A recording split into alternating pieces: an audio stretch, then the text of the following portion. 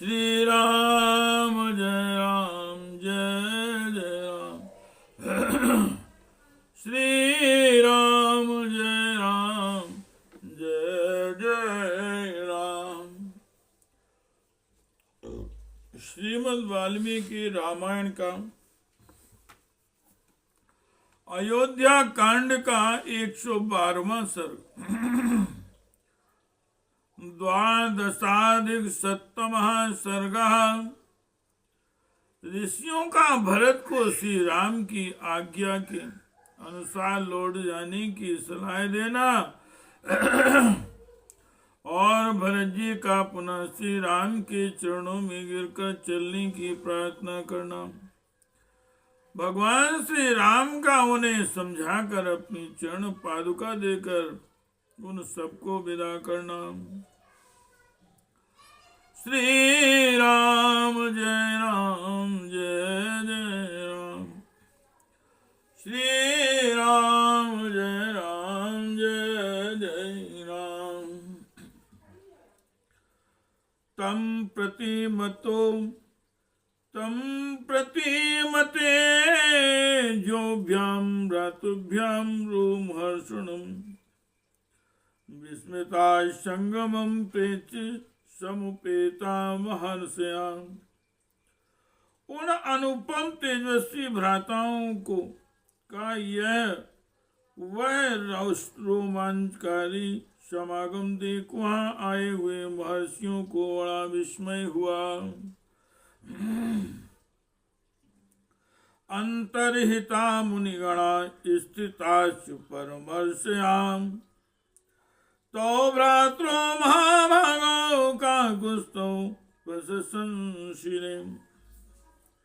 अंतरिक्ष में अदृश्य भाव से खड़े हुए मुनि तथा वहां प्रत्यक्ष रूप में बैठे हुए महर्षि उन महान भाग्यशाली काकुस्थ वंशी बंधुओं की इस प्रकार प्रशंसा करने लगे। सदारो राजपुत्रो दो धर्मज्ञो धर्मी विक्रमौ सुत्वा वयं ही संभाषामुपभयो इस प्रयाम है।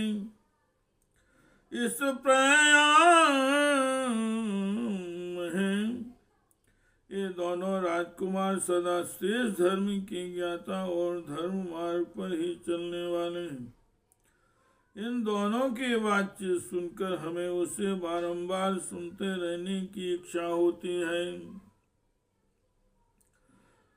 ततस्तु विषगणां क्षिप्रं दशगृहो वनेशिना भर्तुं राजशार्दूलमृत्युचो संगता वचम्। तदनंतर 10 गृहों रावण के वध की अभिलाषा रखने वाले ऋषियों ने मिलकर राज सिंह भरत से तुरंत ही यह बात कही।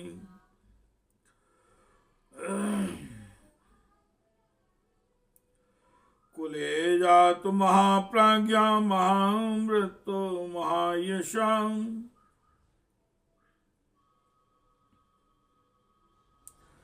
ग्राह्यो रामस्य वाक्यम ते पितृम बदवीक्षसी। महाप्राज्ञ तुम उत्तम कुल में उत्पन्न हुए हो, तुम्हारा आचरण बहुत उत्तम और यश महान है। यदि तुम अपने पिता की ओर देखो, उन्हें सुख पहुंचाना चाहो तो तुम्हें श्री रामचंद्र जी की बात मान लेनी चाहिए। सदा नृणमिमं रामं वयमिच्छामि हे पितो आर्णत्वाच्च कैकेय्यां स्वर्गं दशरथो गता। हम लोग इन श्री राम को पिता के ऋण से सदा ऋण देखना चाहते हैं। कैकेयी का ऋण चुका देने के कारण ही राजा दशरथ स्वर्ग में पहुंचे हैं। एतावदुक्त्वा वचनं गन्धर्वान् संहर्ष्याम् राजयस्यो तथा सर्वे स्वाम स्वाम गतिम गताम।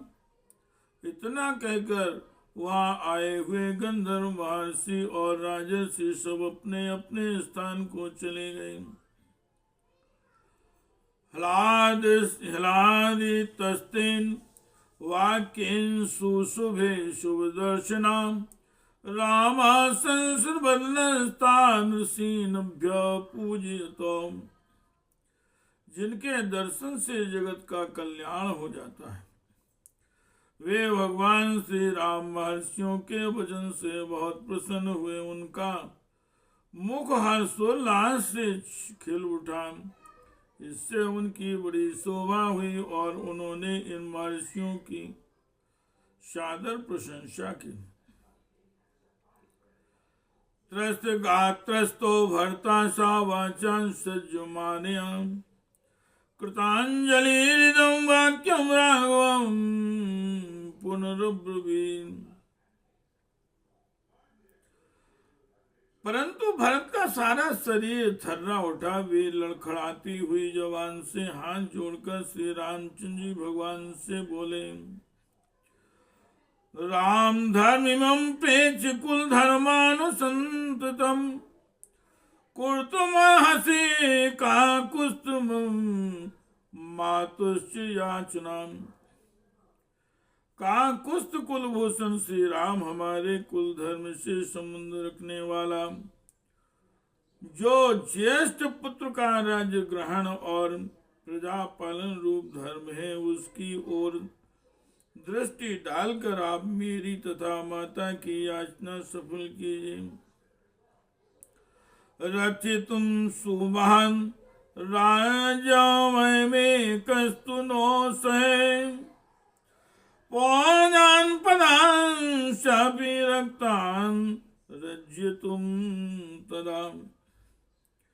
मैं अकेला ही इस विशाल राज्य की रक्षा नहीं कर सकता तथा आपके चरणों में अनुराग रखने वाले इन पुरवासी तथा जनपदवासी लोगों को भी आपके बिना प्रसन्न नहीं रख सकता।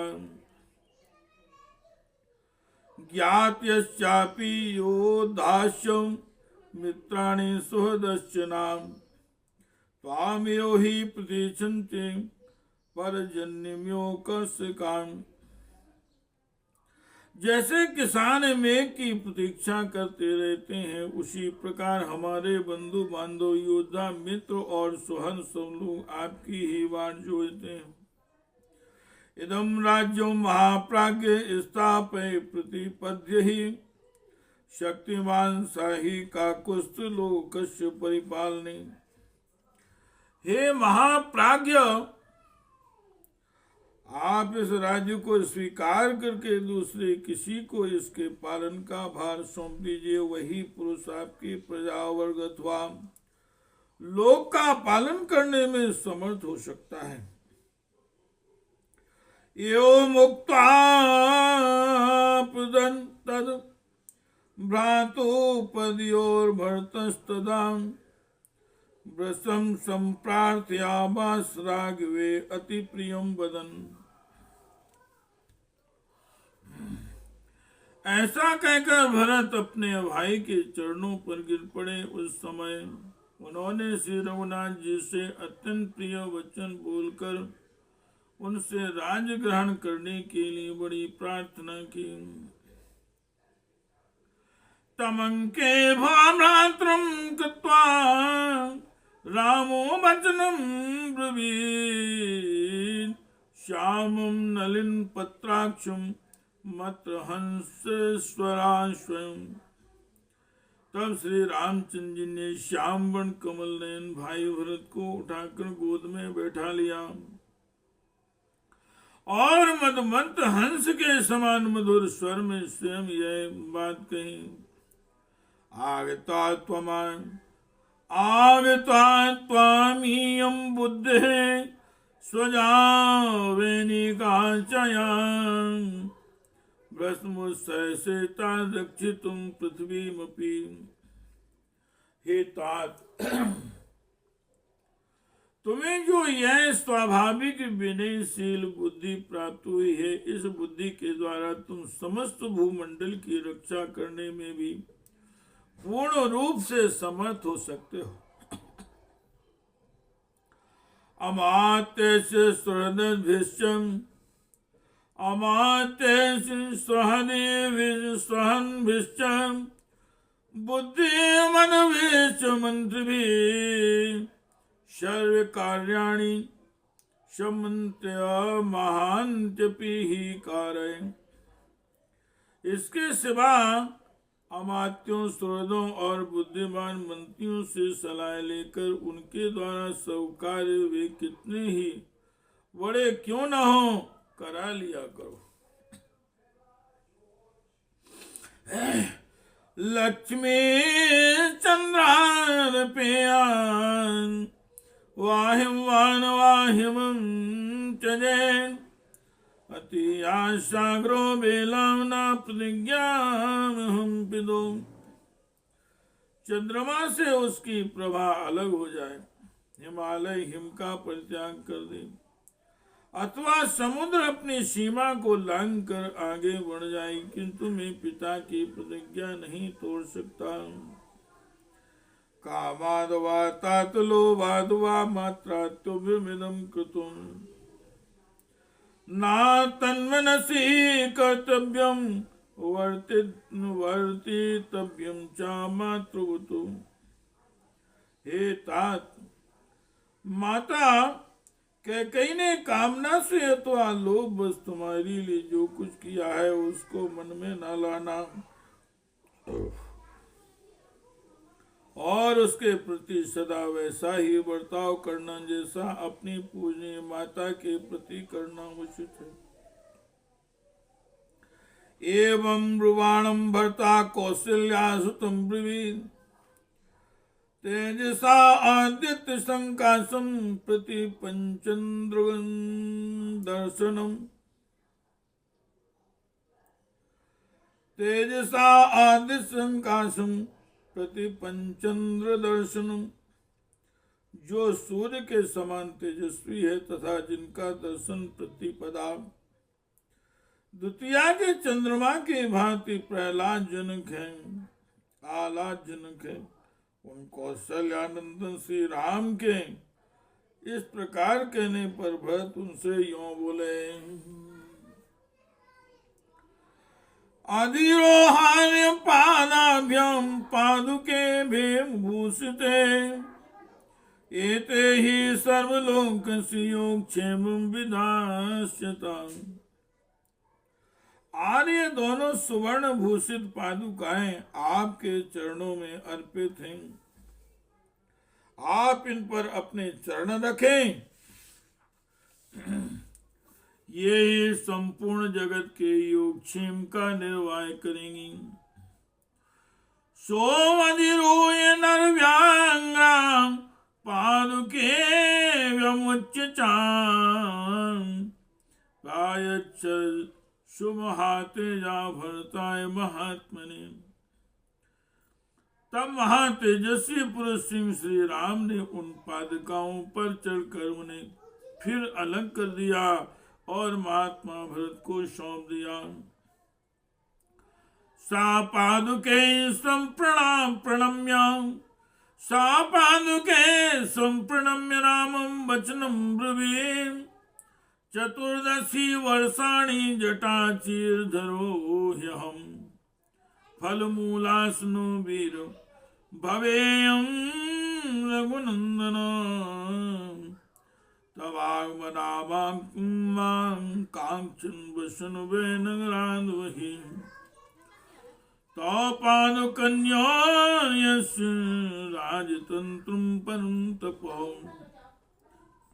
उन पादुकाओं को प्रणाम करके भरत ने श्री राम से कहा, राम जी से कहा, वीर रघुनंदन मैं भी 14 वर्ष तक जटा और चीर धारण करके फल मूल का भोजन करता हुआ आपके आगमन की प्रतीक्षा में नगर से बाहर ही रहूंगा, परंतु इतने दिनों तक राज्य का सारा भार आपकी इन चरण पादुकाओं पर ही रखकर आपकी बाट जोहता रहूंगा। श्री राम जय राम जय जय राम, श्री राम जय जय राम। चतुर्दशो ही संपूर्णे वर्षे हनिरोत्तमा नान रक्षामि यदि त्वां तु प्रवेक्ष्यामि हुताशनम्। हे रघुकुल शिरोमणि, यदि 14वां वर्ष पूर्ण होने पर नूतन वर्ष के प्रथम दिन ही मुझे आपका दर्शन नहीं मिलेगा तो मैं जलती हुई आग में प्रवेश कर जाऊंगा। तथेति चा प्रतिज्ञाए तम परिस्वज्य सादरम शत्रुघ्नं च परिस्वज्य वचनम चेदम ब्रवीर। श्री रामचंद्र जी ने बहुत अच्छा कहकर स्वीकृति दी और बड़े आदर के साथ भरत को हृदय से लगाया। तत्पश्चात शत्रुघ्न को भी छाती से लगाकर यह बात कही। मातरम रक्ष कैकेयी मारोषं कुरुतां प्रति मया च सीत्या च शप्तो वशी रघुनंदन। इत्युक्ताश्रुपरि ताक्षु भ्रातृं विसर्जहा। इत्युक्ताश्रुपरि ताक्षो भ्रातृं विसर्जहा। हे रघुनंदन, मैं तुम्हें अपनी और सीता जी की शपथ दिलाकर कहता हूँ कि तुम माता कैकेयी की रक्षा करना, उनकी प्रति कभी क्रोध न करना। इतना कहते कहते उनकी आंखों में आंसू उमड़ आए। उन्होंने व्यथित हृदय से भाई शत्रुघ्न को विदा किया। शापादुके ते भरता स्वलंकते महोज्वले संपरिग्रहे धर्मवितो प्रदक्षिणं चकार राघवं चकार चबुत मनाग मूर्धनि। धर्मज्ञ भरत जी ने भली भांति अलंकृत की हुई उन परम उज्जवल चरण पादुकाओं को लेकर श्री रामचंद्र जी की परिक्रमा की तथा उन पादुकाओं को राजा की सवारी में आने वाले सर्वश्रेष्ठ गजराज के मस्तक पर स्थापित किया। अथान पूर्व्याम प्रतिपूज्यतम जनम गुरोच मंत्रीन प्रति तथानुजौ व्यासर्जयन रावण सुवर्धनाम स्थिता स्वधर्मी हिमवाहिनी वाचला। तदनंतर अपने धर्मी हिमालय की भांति अविचल भाव से स्थिर रहने वाले रघुवंश वर्धन श्री राम ने क्रमशः वहां आए हुए जन समुदाय, गुरु, मंत्री, प्रजा तथा दोनों भाइयों का यथा योग सत्कार करके उन्हें विदा किया। तम मात्रो वाष्पगृहीत कंठयो दुखे नामन्तुयुतुम हि शोकः साचो मात्र विवाद सर्वा रुदन कुटीम स्वाम प्रविवेश राम। उस समय कौशल्या आदि सभी माताओं का गला आंसुओं से रुंध गया था। वे दुख के कारण श्री राम को संबोधित भी न कर सकी। श्री राम भी सब माताओं को प्रणाम करके रोते हुए अपनी कुटिया में चले गए। इत्यार्थ से श्रीमद् रामायणे वाल्मीकि आदि काव्योध्या कांडे द्वादशाधिक शततमा सर्गः। इस प्रकार से वाल्मीकि निर्मित 8 रामायण आदि काव्य की अयोध्या कांड में 112वां सर्ग पूरा हुआ। श्री राम जय राम जय जय राम। श्री राम जय राम जय जय राम। श्री राम जय राम जय जय राम। श्री राम जय राम जय श्री राम जय राम, जय जय राम, श्री राम जय जय राम, श्री राम जय